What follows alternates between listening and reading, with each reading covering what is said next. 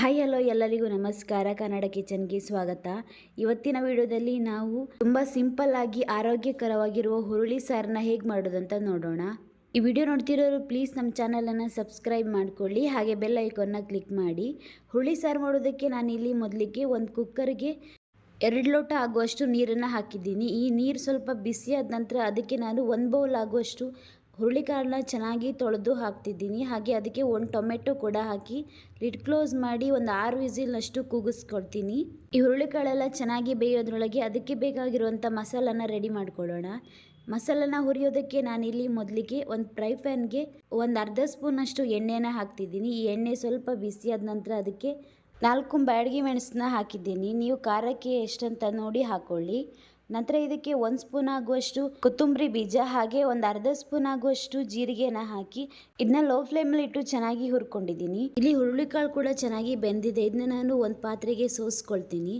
ಕಾಳನ್ನು ಸಪ್ರೇಟ್ ಮಾಡಿಕೊಂಡು ಈ ಹುರುಳಿ ಸಾರಿಗೆ ಮಸಾಲಾನ ರುಬ್ಕೊಳ್ಬೇಕಾಗತ್ತೆ. ಮಸಾಲ ರುಬ್ಬೋದಕ್ಕೆ ನಾನಿಲ್ಲಿ ಒಂದು ಮಿಕ್ಸಿ ಜಾರ್ಗೆ ಹುರಿದಿಟ್ಕೊಂಡಿರುವಂಥ ಮಸಾಲ, ಹಾಗೆ ನಾವು ಕುಕ್ಕರಲ್ಲಿ ಹಾಕಿರುವಂಥ 1 ಟೊಮೆಟೊ, ಸ್ವಲ್ಪ ಕಾಯಿ ತುರಿ, ಸ್ವಲ್ಪ ಕೊತ್ತಂಬರಿ ಸೊಪ್ಪು, ಹಾಗೆ ಒಂದು 2 ಸ್ಪೂನ್ ಆಗುವಷ್ಟು ಹುರುಳಿಕಾಳನ್ನ ಇದಕ್ಕೆ ಹಾಕಿ ಇದನ್ನ ನಾನು ಚೆನ್ನಾಗಿ ರುಬ್ಬಿ ಇಟ್ಕೊಳ್ತೀನಿ. ಉಳಿದಿರೋ ಹುರುಳಿಕಾಳನ್ನ ನೀವು ಪಲ್ಯ ಕೂಡ ಮಾಡ್ಕೊಳ್ಬಹುದು.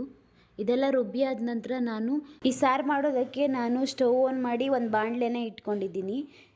ಇದಕ್ಕೆ ನಾನು ಸೋಸಿ ಇಟ್ಕೊಂಡಿರುವಂಥ ಹುರುಳಿ ನೀರನ್ನ ಹಾಕಿ ನಂತರ ನಾನು ರುಬ್ಬಿ ಇಟ್ಕೊಂಡಿರುವಂತಹ ಮಸಾಲಾನ ಹಾಕ್ತಿದ್ದೀನಿ. ಇದೆಲ್ಲ ಹಾಕಿ ಒಂದ್ಸಲ ಚೆನ್ನಾಗಿ ಮಿಕ್ಸ್ ಮಾಡ್ಕೊಳ್ಳಿ. ನಾನು ಮಿಕ್ಸಿ ಜಾರ್ಗೆ ಒಂದು ಅರ್ಧ ಗ್ಲಾಸ್ನಷ್ಟು ನೀರನ್ನು ಹಾಕಿ ಇದಕ್ಕೆ ಈಗ ಹಾಕ್ತಿದ್ದೀನಿ. ನೀವು ನೀರು ಎಷ್ಟು ಬೇಕಂತ ನೋಡಿ ಹಾಕ್ಕೊಳ್ಳಿ.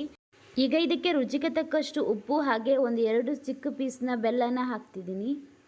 ಇದನ್ನೆಲ್ಲ ಒಂದ್ಸಲ ಚೆನ್ನಾಗಿ ಮಿಕ್ಸ್ ಮಾಡಿ ಇದು ಚೆನ್ನಾಗಿ ಕುದಿ ಬರೋದಕ್ಕೆ ಸ್ಟಾರ್ಟ್ ಆದ ನಂತರ ಇದಕ್ಕೆ ನಾನು ಇದು ಒಗ್ಗರಣೆ ಕೊಟ್ಕೊಳ್ತೀನಿ. ಈ ಹುರುಳಿಕಾಳು ಸಾರನ್ನ ನಾವು ತುಂಬ ಸಿಂಪಲ್ಲಾಗಿ ಹಾಗೆ ಕ್ವಿಕ್ಕಾಗಿ ಮಾಡ್ಬೋದು. ತುಂಬಾ ರುಚಿಯಾಗಿರುತ್ತೆ.